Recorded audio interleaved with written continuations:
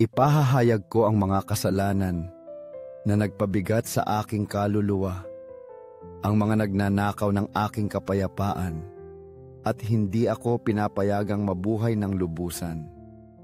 Nagtitiwala sa iyong awa, Panginoon.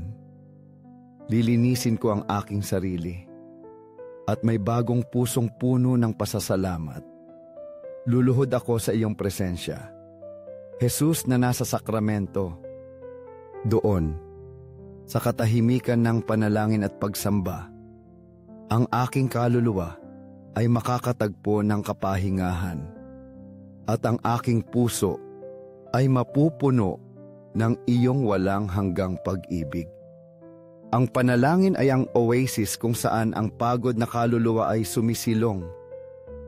Ang balsamo na nagpapagaling sa pinakamalalim na sugat. Ang liwanag na nagpapawi sa pinakamakapal na kadiliman. Jesus, ang iyong pag-ibig ay hindi masukat.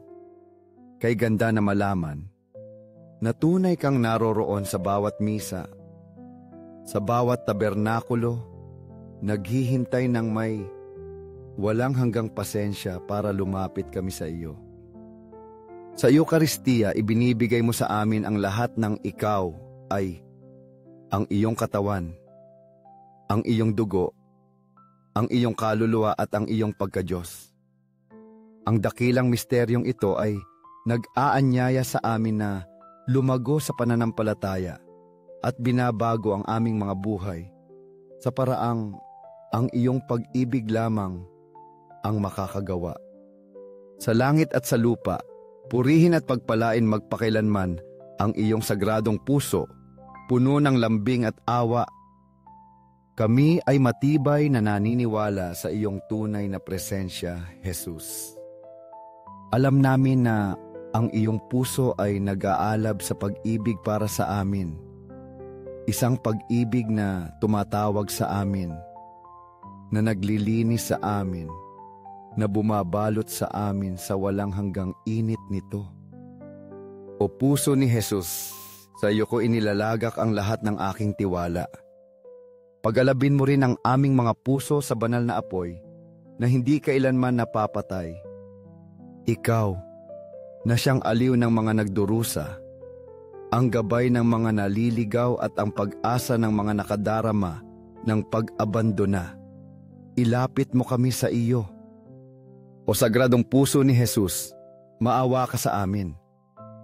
Dagdagan mo ang aming pananampalataya, patatagin mo ang aming pag-asa, at pagningasin mo sa amin ang apoy ng pag-ibig sa kapwa. Turuan mo kaming mahalin ka, hindi lamang sa salita, kundi sa buong puso, kaluluwa, isip at lakas namin. Matamis na puso ni Jesus, maging kanlungan namin sa mga bagyo, aming lakas sa mahihirap na panahon, at aming kapayapaan sa gitna ng mga kaguluhan ng buhay. Matamis na puso ni Jesus, maawa ka rin sa aming mga kapatid na hindi pa nakakakilala sa iyo o lumayo sa iyo. Akayin mo ang lahat tungo sa iyong mapagmahal na presensya. Dahil sa iyo lamang namin matatagpuan ang ganap na kaligayahan at tunay na kapayapaan. Luwalhati, pag-ibig at pasasalamat sa sagradong puso ni Jesus na nagmamahal sa amin ng may sakdal, walang hanggan, at walang maliw na pag-ibig. O Jesus, baguhin mo ang aming mga buhay at gawin mo kaming palaging mabuhay sa liwanag ng iyong pag-ibig. O puso ni Jesus, sa iyo ko inilalagak ang lahat ng aking tiwala, ang aking pag-asa, at ang aking walang hanggang pag-ibig. Bagaman ang aking kahinaan at karupukan ay nagpapaalala sa akin kung gaano ako kaliit, alam kong ikaw ang aking ligtas na kanlungan, ang aking lakas sa pinakamadilim na sandali.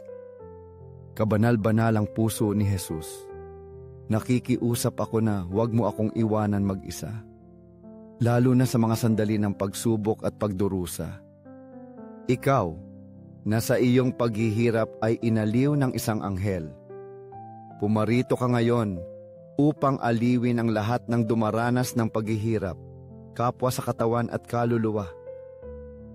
Sagradong puso ni Jesus, buksan mo ang iyong mga bisig na puno ng awa upang protektahan ang aming mga pamilya. Alagaan ang mga bata at kabataan na naghahanap ng kanilang landas. At alalayan ang mga matatanda na nangangailangan ng iyong lambing.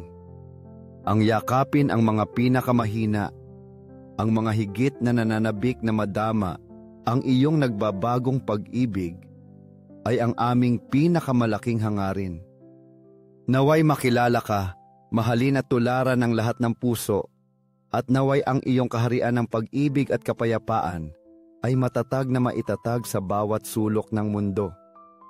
Sagradong puso ni Jesus, ngayon lubos akong nagbibigay sa iyo ng walang pag-aalinlangan o takot sa pamamagitan ng kalinis-linisang puso ni Maria, ang iyong kabanal-banalang ina. O, kamahal-mahalang puso ni Maria, aming maamong ina, palaging lumakad kasama namin. Gabayan mo ang aming mga hakbang tungo sa iyong anak na si Jesus. At takpan mo kami ng iyong balabal ng pag-ibig. Maging ilaw namin sa mga sandali ng kawalang katiyakan, aming tagapagtanggol sa mga paghihirap. Matamis na puso ni Maria, turuan mo kaming mabuhay sa kadalisayan, sa kababaang loob at sa ganap na pagbibigay sa kalooban ng Diyos, upang ang aming mga buhay ay maging refleksyon ng kanyang walang hanggang pag-ibig. Kabanal-banalang sakramento ng altar, naniniwala ako sa iyong tunay na presensya. Sinasamba, kita ng buong pagkatao ko, umaasa ako sa iyong mga pangako, at minamahal kita ng may pusong nagpapasalamat. Patawarin mo, Jesus, ang mga hindi naniniwala, na hindi sumasamba sa iyo, na hindi umaasa sa iyo, at hindi nagmamahal sa iyo. Naway ang aming mga tapat na panalangin ay maging isang gawa ng pagbabayad puri para sa lahat ng mga kasalanan at pagkakasala na nagawa laban sa iyong kabanal-banalang puso. At naway ang iyong awa ay umabot at magbago sa bawat kaluluwa. Sa langit at sa lupa, purihin magpakailanman ang mapagmahal na puso ni Jesus na nasa sakramento. Sa langit at sa lupa, purihin magpakailanman ang mapagmahal na puso ni Jesus na nasa sakramento. Sa langit at sa lupa, purihin magpakailanman ang mapagmahal na puso ni Jesus na nasa sakramento. Amen. Naway ang panahong ito ng panalangin at pagninilay sa harap ni Jesus na nasa sakramento ay maging sandali ng biyaya at pagpapala para sa lahat. Naway ang bawat salita ay magbigay inspirasyon sa mas maraming puso upang lumapit kay Jesus, upang makilala siya, mahalin at sambahin. Kung ang mga salitang ito ay tumimo sa iyong puso, ibahagi ang mensaheng ito sa iba. Sama-sama, gawin nating lumago ang pag-ibig kay Jesus na nasa sakramento sa mundo, at naway mas maraming kaluluwa ang makatagpo sa kanya ng kapayapaan, kagalakan at kaligtasan. Salamat, Jesus na nasa sakramento, para sa iyong walang hanggang pag-ibig. Salamat sa pananatili mo sa amin sa kabanal-banalang sakramento. Lahat para sa iyo, kabanal-banalang puso ni Jesus. Amen. 5 minuto kasama si Jesus na nakasakramento. Sa ngalan ng Ama at ng Anak at ng Espiritu Santo. Amen. Mahal na Jesus, bilanggo ng pag-ibig na natatagpuan ang iyong sarili na pinabayaan sa maraming tabernakulo at madalas na kinalilimutan ng mga dapat sanang maghanap sa iyo. Ikaw, ang mabuting Jesus, na nananatili na may bukas na puso at puno ng pananabik para sa aming presensya. para sa isang simpleng pagpapakita ng pagmamahal mula sa sangkatauhan, para sa isang kilos ng debosyon at pagmamahal. Panginoon ng tabernakulo, dagdagan mo sa akin ang pananampalataya, ang pananampalatayang iyon na sumusuporta sa akin sa bawat sandali ng aking buhay. Panginoon ng awa, turuan mo akong maging maawain tulad mo, na iabot ang aking kamay sa mga nangangailangan, na maging refleksyon ng iyong walang hanggang habag. Panginoon ng katotohanan, gabayan mo ang aking mga hakbang ng may karunungan sa landas ng kabutihan.